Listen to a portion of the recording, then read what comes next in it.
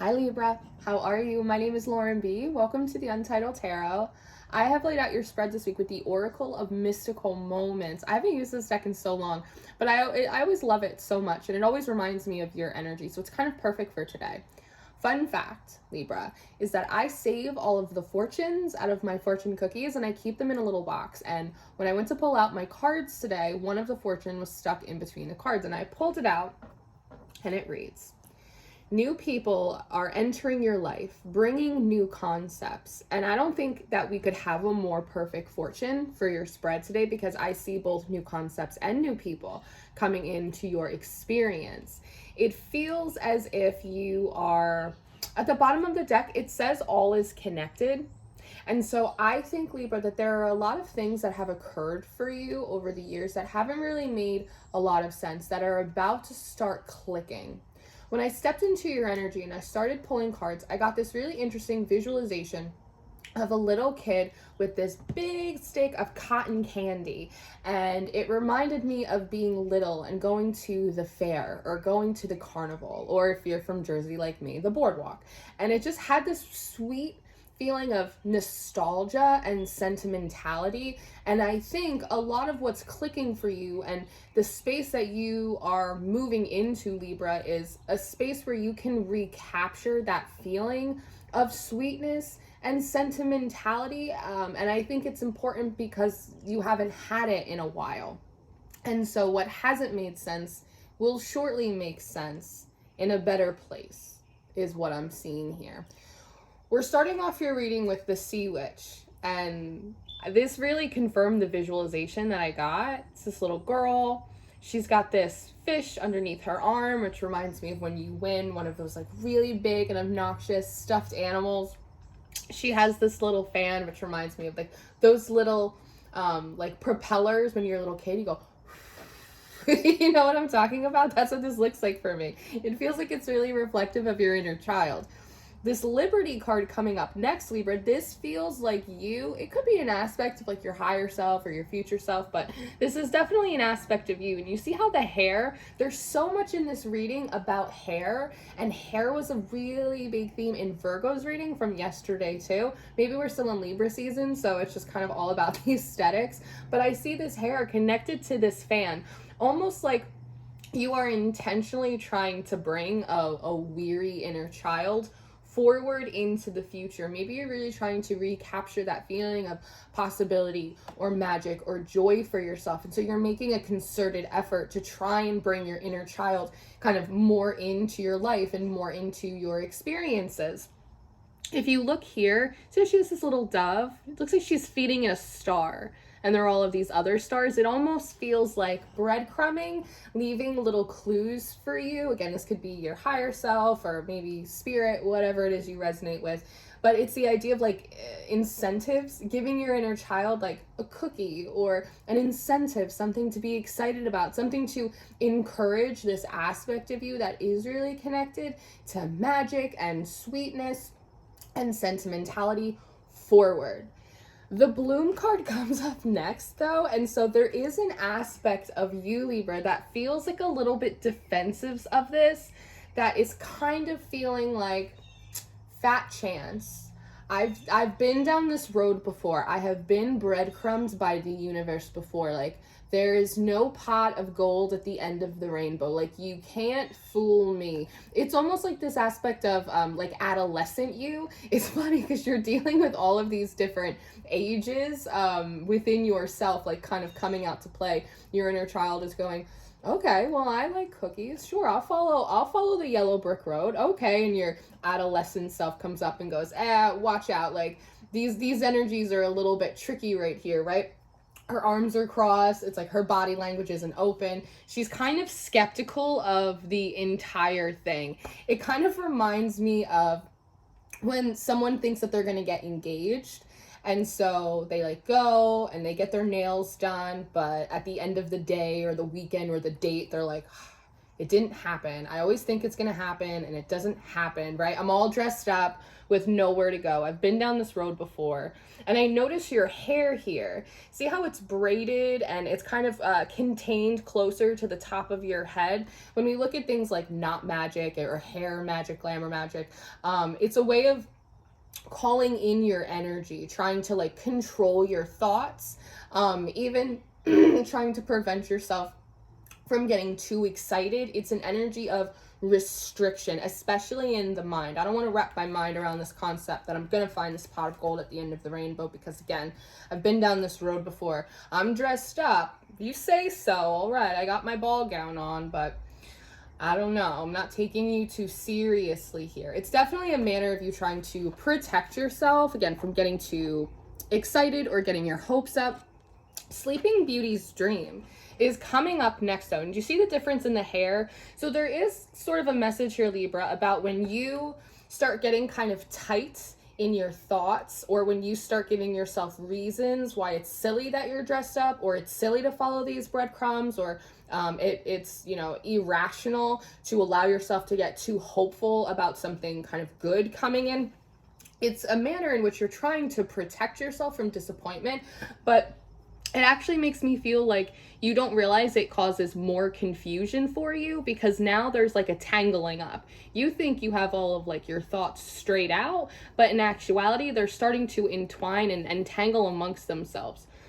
With it being Sleeping Beauty's dream, I also wonder if it's causing you to have like a very busy, or I don't want to use the word disturbing, but challenging dream life. Because do you see how there's sort of like this dilapidated vacant house here? It almost makes me feel like as your soul is being kind of pulled forward to step into this inner child energy of sweetness and possibility, your conscious mind goes, all right, maybe I'll play along, but I'm fat chance, I'm not really buying it. And then when you go to sleep, it almost feels like your subconscious is bringing forward all of the different experiences in your life that validate your conscious thought about like why things can't change for you, or why things can't be different. And so it just kind of gets more ensnared and more tangled.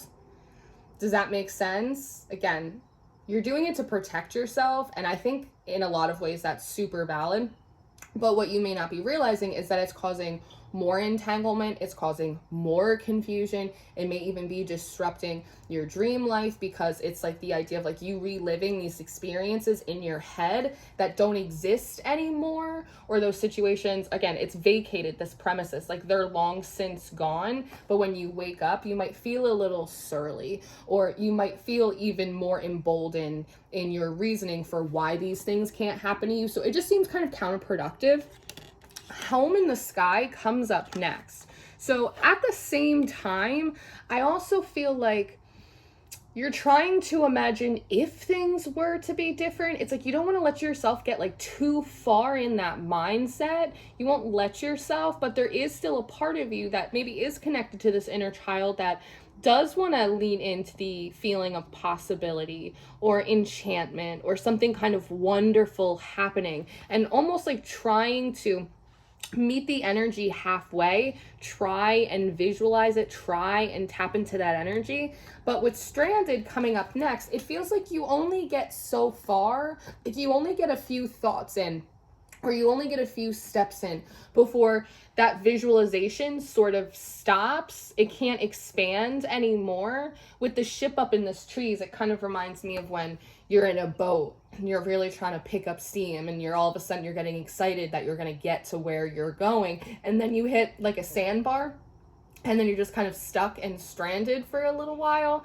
And so you pop out of this boat, and it seems like you're kind of taking like a bit of a surveillance around you and going, wait, what did I run over? Why is my tire flat right now? Like, what, how big is this sandbar? Like really trying to figure out like, what is this blockage?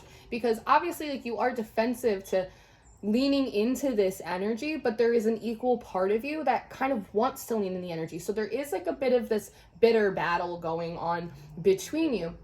And so when you're recognizing that you're having difficulty tapping into these new thoughts, these new concepts, you're hitting this blockage, you're trying to understand where this blockage is coming from. So treasured memories comes up next. And so there is this feeling of, let me retrace my steps. When was the last time that maybe I didn't feel so defensive? Or like maybe when was the last time where I didn't kind of have a chip on my shoulder, or I wasn't sitting in like so much disbelief? When was the last time I felt this sweetness? When was the last time that I felt really good? And so you tap into this treasured memories, but very quickly, the "can you hear me now" card comes out. And so it's the idea that like you have these access points or these reference points in your mind about when things were simpler, or when things were sweet, or like when you felt the first breath of love, like all of these different things, almost as if you could copy or mimic that energy if you could just remember it, right? Pull it from your memories. But then with the "can you hear me now," it almost feels like the second that you do that, there's sort of this stark realization that you have now that you didn't have when you were experiencing those things, about how maybe like those memories aren't as treasured as you thought, Libra. That, can I give you an example from my personal life? I was bullied and picked on a lot when I was little, and my mom would always go out of her way to try and throw me like these really big elaborate birthday parties, so that way, you know, people thought I was cool. And this one year we threw a birthday party for me at a bowling alley, and all the kids from my class were there, and none of them really wanted to be there, and they were kind of picking on me the entire time. And the time came for my birthday candles, my birthday cake. So they bring out this cake, everybody's gathered around, and then my mom gave everyone permission to blow out my birthday candles, so I didn't get to blow them out, and like that really hurt my feelings. Like that was a big problem for me. Like, but when I peer back into that memory, I just think, wow, like I had a party at the bowling alley and everyone showed up, and that was really great for me. But like when I like really remember that day, I remember that it was like very uncomfortable and very sad, and like I felt very unseen, not just by my peers but like also by my parents, right? And so I think there's like a little bit of something like that going on for you, that again, you're trying to recapture this feeling of like love, or this childlike joy or possibility. And maybe that's like your go-to. Remember that time when things were really good. And if we can hold on to that energy, like maybe that will help me kind of get over this hump or get over this defensiveness. But when you tap into those memories, it's like in retrospect, you're realizing that they're not as good as you thought they were. And then with the "can you hear me now," that you actually maybe felt very like unheard in those situations, or like unacknowledged, or again that like you were the only one feeling so good about it, that like other people weren't as into it as you were. Like just, it's the idea of like it wasn't what you thought it was. And so there is this feeling of kind of like disenchantment and like a little bit of confusion. So it's the moon, to the moon and back is the next card that comes out. And when I'm reading to the moon and back, it feels like from the subconscious pulling it forward into the consciousness, right? And when I look at her, do you see how she has her hand right over here on her face, under her chin? There is sort of this feeling of, oh my God, I had no idea. I had no idea that some of these moments that I've been holding on to, or I've been trying to recapture, or it's like my definition of like what love or joy or magic is, it wasn't actually that. It wasn't actually that at all. And you know, if you see in this card, like half of her body is this conch shell, and it's all under the water. And it's this feeling of, I didn't realize that I was suppressing this truth in my subconscious. I didn't realize that I was suppressing so many of my emotions. I didn't realize how emotionally impacted I was by those situations, because with the treasured memories, it's like you look really kind of quirky and vibrant and adventurous, but when you tap into the reality of those situations, it actually becomes much more beige and bland, and there's not nearly as much life left in it. And so there is sort of, again, like, oh my God, I didn't realize that these situations that I thought were really, really good for me, or those are the normal memories that I pull on when like I need encouragement or I need to get over a hump or defensiveness. I didn't realize that they were actually kind of like draining my energy. They were kind of sucking me dry, and that's what I thought joy was. Like that's what I thought love was. And so with this to the moon and back, again, it's pulling it from the subconscious right to the front of your consciousness and going, "Oh my goodness. Well, if that's not love, if that wasn't joy, like if that wasn't really like this beautiful nostalgic moment, I don't know what does love look like then?" Because these situations that I thought were the perfect definition of love or magic or, you know, fun, they actually weren't. So what is fun? Like what, I don't know what love looks like then. Maybe I don't, what does magic look like then? It's like, it's kind of like a little bit of this, oh shit, like this shocking moment for you that like maybe Libra, what you are seeking is something that you haven't actually experienced before. And so instead of trying to capture, you know, a love that, you know, at one point you had and then you lost through circumstances, realizing that that wasn't love at all. So then what does love look like? How will I know when I find it?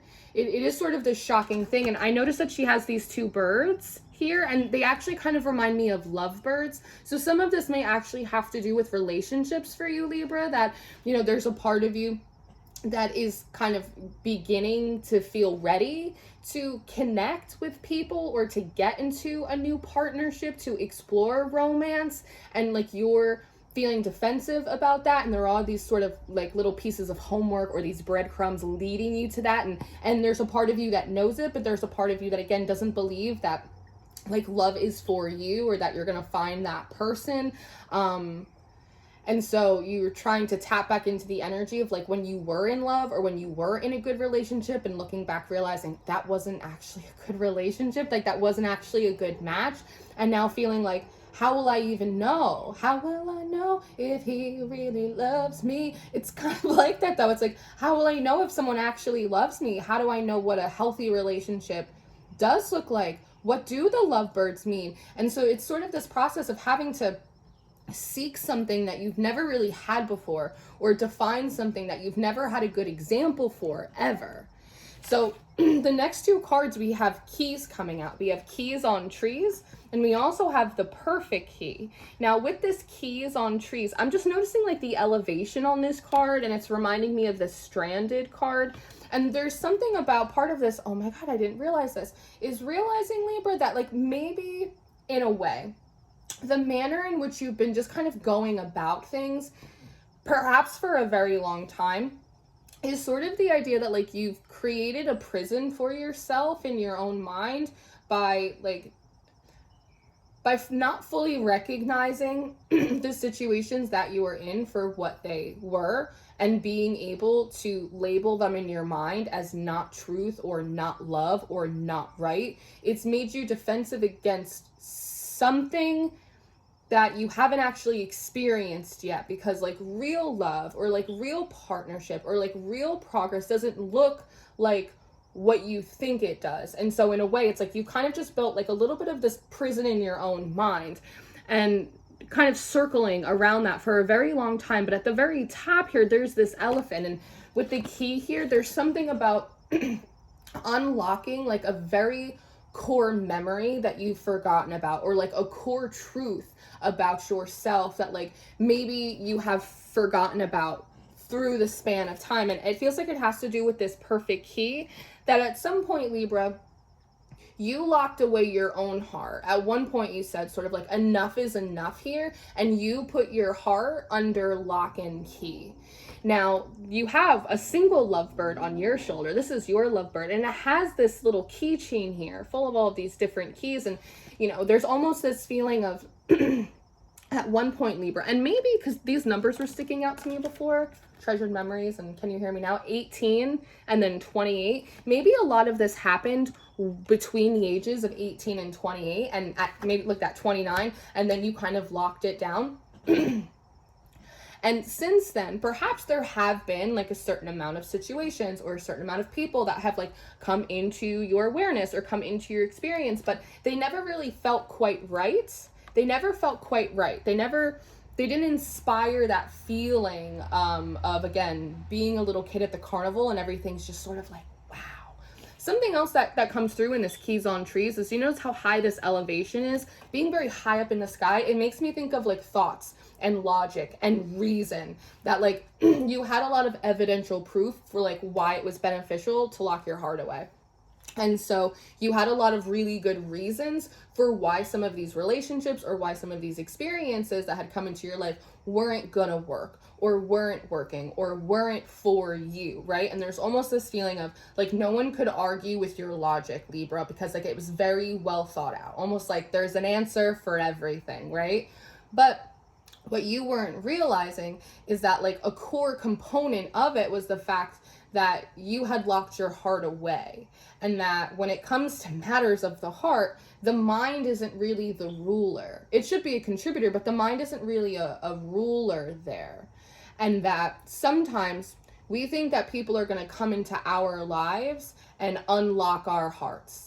But really, like, we have to unlock our own hearts for people to come into our lives, because it can be the right situation or it can be the right person. But if like your heart's not in it, or your heart is kind of put off to the side, you're not gonna feel a connection. You're not gonna feel tapped in. It's not gonna feel right, even if it could be, right?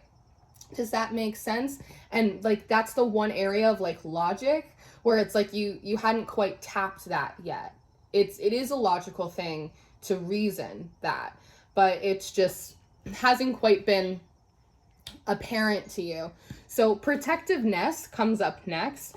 And so I think this is just part of your reasoning that, again, see with the hair in the nest, that you've really just been trying to protect yourself. And in a way, you thought that by acting through this reason or being extra hesitant, that you were kind of insulating yourself, again, from disappointment, or sort of crafting or curating what kind of relationships like you thought that you wanted based off of your previous definition of love or magic, etc., etc. But it's coming out underneath this Sleeping Beauty's dream. So again, these ways of being or moving or thinking, or our own personal rationales that we think are insulating us and setting us up for success, can oftentimes be the thing that ensnare us, that entangle us, that make things worse or more confusing when they really don't have to be. And what I love about this perfect key is that your hair is short.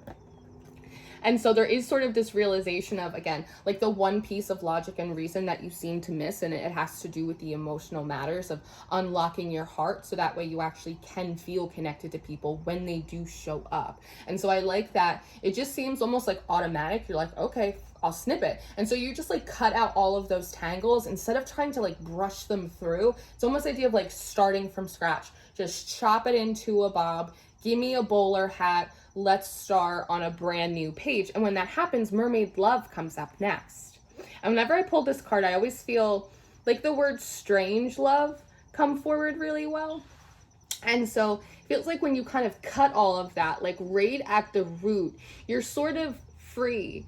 And your mind is flooded now. You're pushing past those blockages and those sandbars and really starting to think about like what love should look like, or what it could look like what does a relationship that works for you, like how can you visualize that, like just redefining all of these sort of terms, imagining with like a beginner's mind sort of what that could look like for you, what true love or true companionship or trust, like what it could feel like. And with it being this sort of strange love, I'm wondering if it's coming into your mind like a little bit differently than what you expected.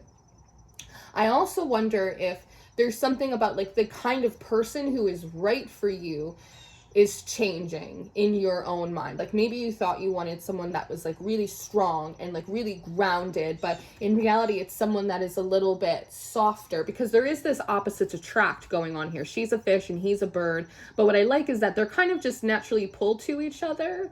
They're not holding on too tight, they're not being pulled apart. It's like they have just enough going on here that it looks different than what you would expect, but it absolutely does work. And so maybe again, through a beginner's mind, your idea of like what love or a healthy relationship or even the kind of like the right kind of person for you is shifting and changing dramatically. But elixir of life comes up next, and so there is this feeling that like when you lean into that visualization, it kind of like overtakes you. It's like smelling like nectar for the first time, like in spring after like a very long winter. It's like this feeling of life, the elixir of life, right? It's like life comes back into your bones. It's this feeling of, this feels good. This is a good feeling. This mermaid's love, this strange love, this beginner's mind, this feels really good, like inside of my being. And the queen bee comes up next, which is this feeling that the emotion, the sensation of this, it kind of becomes contagious. It becomes contagious, and there's like this big expansion. Instead of being in sort of this tower up here, this kind of prison of the mind, all of a sudden there's like your lungs expand, you expand. There's like an elevation. It's really warm, and this feeling of life, it kind of becomes contagious, and all of these bees start coming towards you because bees go where the nectar is, right? Bees go out and find the pollen.